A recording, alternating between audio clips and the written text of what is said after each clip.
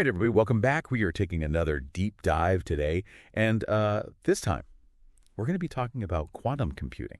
Okay. I have had so much fun reading the stuff you sent over and just trying to wrap my head around how it all works. It's such a revolutionary technology that has the potential to change, well, pretty much everything. Absolutely. So I think today our goal is going to be to really break down what quantum computing is and why it matters so much. You ready to have your mind blown? Oh, yeah. Let's do it. All right. So we all know that regular computers, the ones we use every day, work with bits, those zeros and ones, the kind of fundamental building blocks of information. Right. But quantum computers use something called qubits. Yeah. And that's where things start to get. Really interesting. So what makes these qubits so special? What's the big difference? Well, it's all about what they can do. Mm-hmm. You see, a bit in a classical computer is like a light switch. It can be either on or off, a 1 or a 0. Okay. But a qubit can be both on and off at the same time. Wait, what? It's true. It's this mind-bending concept called superposition. Superposition. And it basically allows quantum computers to explore tons of different possibilities all at the same time. Yeah. And that gives them a massive speed advantage for certain types of problems. So instead of checking one path at a time, a quantum computer can check all the paths all at once. Is that kind of what? Exactly. It's like juggling, a regular computer is tossing one ball up and down. A quantum computer is juggling a dozen balls at once, all moving in different directions. Okay. That's the power of superposition. I like that analogy. That actually makes a lot of sense. But then there's this whole other thing with entanglement. Honestly, this one kind of freaks me out a little bit. Yeah. How can two qubits be linked together, even if they're miles apart? Is this like magic? It's not magic, but it's definitely one of the weirdest and coolest things about quantum mechanics. You know how in those old movies you see two coins flipping and they always land on opposite sides? Mm-hmm. Entanglement is kind of like that. You have these two qubits that are linked in a way that knowing the state of one instantly tells you the state of the other, no matter how far apart they are. It's like they're communicating faster than the speed of light. Whoa, that's crazy. Yeah, and the amazing thing is that scientists have actually demonstrated entanglement in experiments. So it's not just some theoretical idea, it's real. Okay, so we've got these powerful qubits that can be in multiple states at once. And it can be linked together in this spooky way. Well, but what can we actually do with them? Well, the possibilities are pretty mind-blowing. Let's take cryptography, for example. Everything we do online, from banking to shopping to just sending emails, relies on encryption to keep our information safe. Right. But most of the encryption methods we use today are based on the difficulty of factoring large numbers. And guess what? What? Quantum computers are really, really good at factoring large numbers. Well, no. So yeah, there's a chance that quantum computers could crack the codes we use today. So is this like the end of online security as we know it? Not necessarily. It's more like a challenge that we need to overcome. Okay. The good news is that this threat has really pushed researchers to develop new types of encryption that are quantum resistant.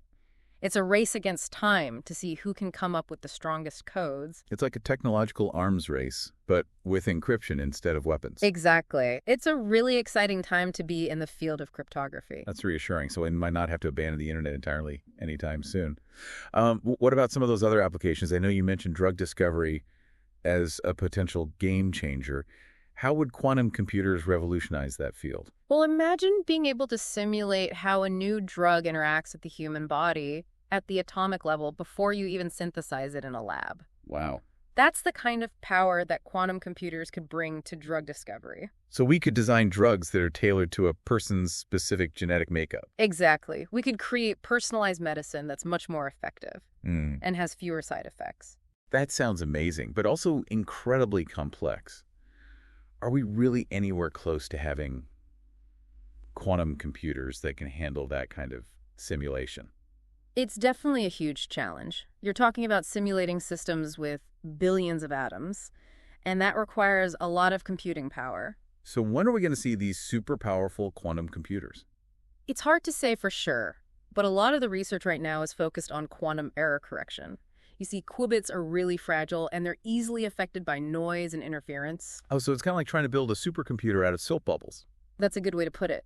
Quantum error correction is like building a protective shield around those soap bubbles to keep them from popping. Okay, so even though quantum computers are still in their early stages, you're saying there's a real chance they could change the world just as much as classical computers did.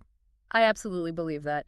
And it's interesting to think back to the early days of classical computing. Those computers were massive, room-sized machines that could barely do basic calculations. And look how far we've come since then. It's crazy to think about how much technology has advanced in such a short amount of time. So quantum computers might be kind of like those early classical computers, but eventually they'll become more powerful and more accessible. Exactly. And just like with classical computers, quantum computers won't replace everything. They're better suited for certain types of problems, like simulating complex systems or searching through massive data sets. For everyday tasks like browsing the web or sending emails, classical computers are still perfectly fine. Right, it's like having the right tool for the job. You wouldn't use a hammer to screw in a light bulb. Precisely. So while we're busy figuring out how to build and program these amazing machines, I think we also need to start thinking about how we're going to use them responsibly. Absolutely. It seems like with every powerful technology, there's a whole set of ethical considerations that come along with it. So for all of you listening out there who are just starting to dive into the world of quantum computing, remember this. We're talking about harnessing the laws of quantum mechanics to do things we never thought possible. It's a wild ride, and we're only just getting started. And as we continue exploring this uncharted territory, we have to ask ourselves, what kind of future do we want to create with this incredible technology? That's a question that all of us need to be thinking about. So thanks for joining us on this deep dive into quantum computing. It's been a pleasure. I hope you learned something new and maybe even had your mind blown a little bit. Yeah. And who knows, maybe one of you listening will be the one to make the next big breakthrough in this amazing field. All right, until next time, keep exploring and stay curious.